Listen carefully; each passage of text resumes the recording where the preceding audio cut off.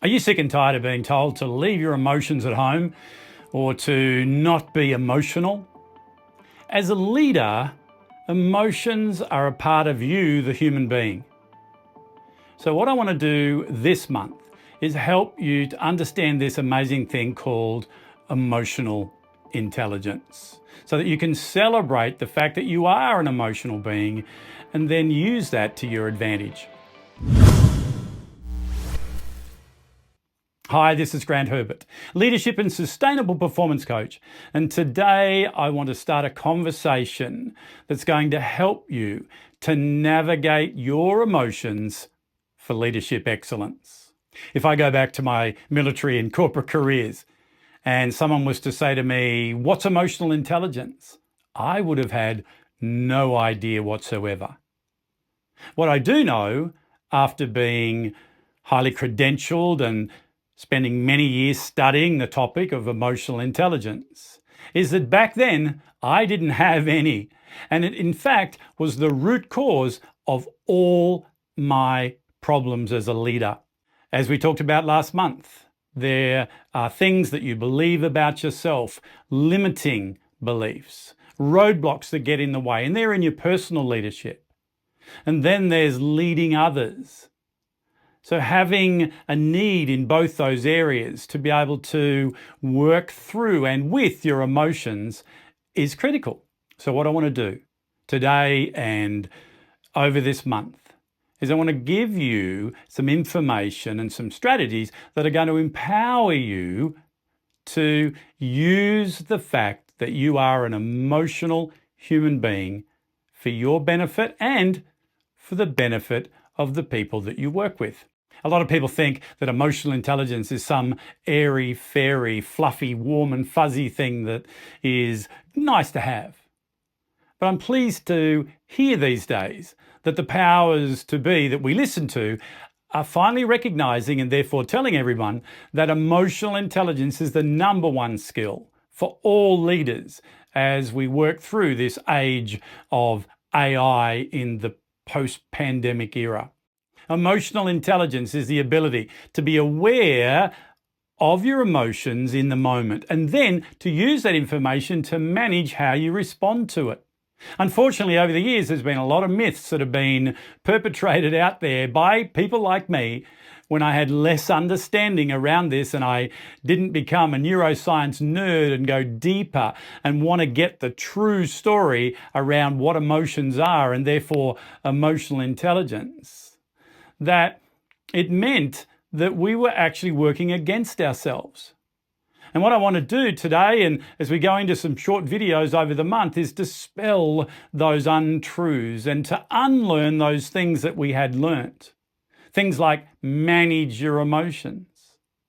And to then replace those learnings with what it really means and use that so that our emotions become our superpower. A lot of people talk about emotional intelligence having 4 quadrants. And I like to make the distinction that it's not emotional intelligence that has the 4 quadrants, but when you add social intelligence as well, you get those 4 quadrants. And social intelligence is your ability to be able to understand what could be going on in the emotions of others and then use that information to enhance the relationships that you have with them. In emotional intelligence, we've got 2 quadrants that we deal with. We have, firstly, self-awareness, which is the ability to be aware in the moment of what emotion you're going through and the effect it's having on what you think, what you say, and what you do. And then self-management, which is the ability to take that self-awareness and the information that it brings, and then use that to manage your response to your emotions. When we get into social intelligence, we talk about social awareness. And that's the ability to empathize with others and to be able to understand, or at least seek to understand, the emotions that they might be experiencing in that moment. And then through that understanding, to then be able to work with them and collaborate and communicate in a way that reduces and mitigates conflict. Then we've got relationship management.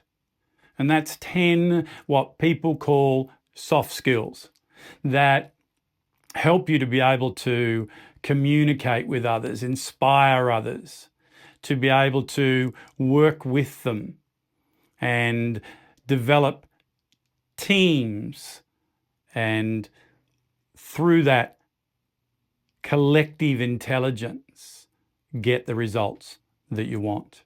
So what I want to do this week, as I unpack 3 more videos in the coming days, I want to look at 3 particular areas that'll help you firstly to dispel some of the myths that you may have around emotional intelligence, but then give you some practical skills so that you can have these emotions going on without all the turmoil and stress that it sometimes creates. Firstly, I want to help you to celebrate every emotion and understand the importance of each and every one of them. I want to debunk the myth of manage your emotions and tell you what to do instead.